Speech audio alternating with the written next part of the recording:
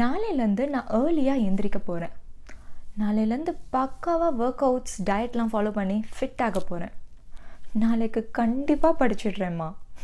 நம்ம எல்லாருக்கும் தெரியும் எவ்வளோ நாள் ஆனாலும் இந்த நாளைக்கு வரவே போகிறதில்லன்னு சொல்லிட்டு.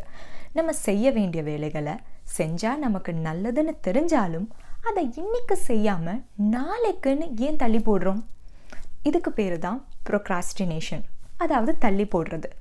இது நீங்கள் நான் மட்டும் ஃபேஸ் பண்ணுற இஷ்யூ இல்லை, மொத்த உலகமே இதை ஃபேஸ் பண்ணிட்டு தான் இருக்குது. அப்போ இதுக்கு என்ன தான் சொல்யூஷன் அப்படின்னு பார்த்தீங்கன்னா, இதை 2 விதமாக பிரிக்கலாம். சொல்யூஷன் நம்பர் 1, நம்மளோட வாண்ட்டை நீடாக மாற்றணும்.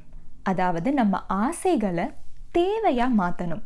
நம்ம எல்லாருக்கும் பல ஆசைகள் இருக்கலாம், ஆனால் நம்ம வாழ்க்கைக்கு எது தேவையோ அதை தான் நம்ம கடைசியாக செயல்படுத்துகிறோம். இப்போ பார்த்திங்கன்னா, ஆரோக்கியமாக இருக்கணும், ஃபிட்டாக இருக்கணுன்றது பல பேரோட ஆசை. ஆனால் எப்போ அவங்க ஆரோக்கியமானாதான் அவங்க உடல்நிலை சரியாகுன்ற ஒரு சூழ்நிலை ஏற்படுதோ அப்போ தான் அவங்க அதுக்கான முயற்சி எடுக்கிறாங்க. ஸோ உங்களோட ஆசை எதுவாக வேணாலும் இருக்கலாம். வரையணும், பாடணும், ஆடணும், புக் படிக்கணும், புதுசாக ஏதாவது கற்றுக்கணும். இந்த மாதிரியான ஆசைகளை உங்கள் தேவையாக நீங்கள் மாற்றும் போது தான் அதை நீங்கள் செய்கிறதுக்கான முயற்சி எடுப்பீங்க. Solution number 2, do not have too many things on your plate.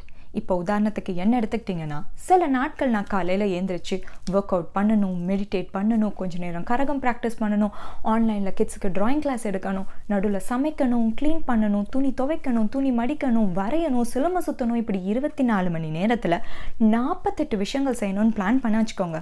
கடைசியில் குப்புறப்படுத்திக்கிட்டு நெட்ஃப்ளிக்ஸ் தான் பார்த்துட்ருப்பேன். So do not have too many things on your plate. நீங்கள் தேவைன்னு முடிவு பண்ணுற அந்த விஷயங்களை ஒன்றொன்னா, 1 step at a time, கொஞ்சம் கொஞ்சமாக உங்கள் நாட்களில் சேர்க்க பாருங்கள். ஸோ சொல்யூஷன் 1, ஆசைகள்லேருந்து எதெல்லாம் தேவைகள்னு முடிவு பண்ணி அந்த தேவைகளை ஒவ்வொரு நாளும் கொஞ்சம் கொஞ்சமாக செய்ய முயற்சி செய்யும்போது நாளைக்கு செஞ்சுக்கலாம் அப்படின்ற வார்த்தை கண்டிப்பாக உங்கள் அகராதியை விட்டு போயிடும். A minute of motivation by Ice.